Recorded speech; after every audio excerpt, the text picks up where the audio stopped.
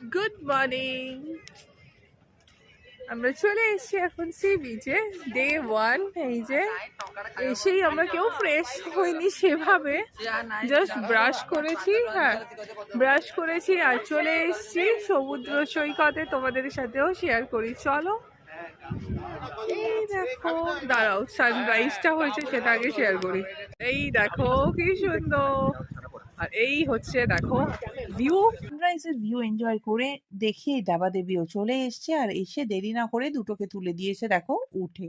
তারপর দেখি এখানে একজন স্টুডেন্ট খুব সুন্দরভাবে একটা স্যান্ড আর্ট করেছে মার্বেটের ওপর।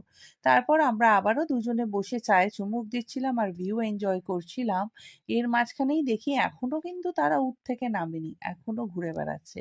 তারই মাঝখানে আমি অর্ডার দিয়ে দিলাম ম্যাগি, আর এদিকে এসেই দেখো হাতে ডাবের জল নিয়ে বসে গেছে। খুব ক্লান্ত বোধহয়, তাই না, উট চালিয়ে।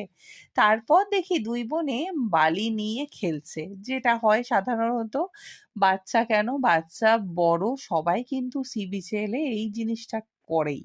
তারপর হাতে চলে এলো গরম গরম ধোঁয়া ওঠা ম্যাগি, আর এইদিকে ভাইরা গেছিল দেখতে কি মাছ উঠেছে আজকে। তো গিয়ে দেখলো কাঁকড়া, দেরি না করে সেটাও কিন্তু এনেছিল।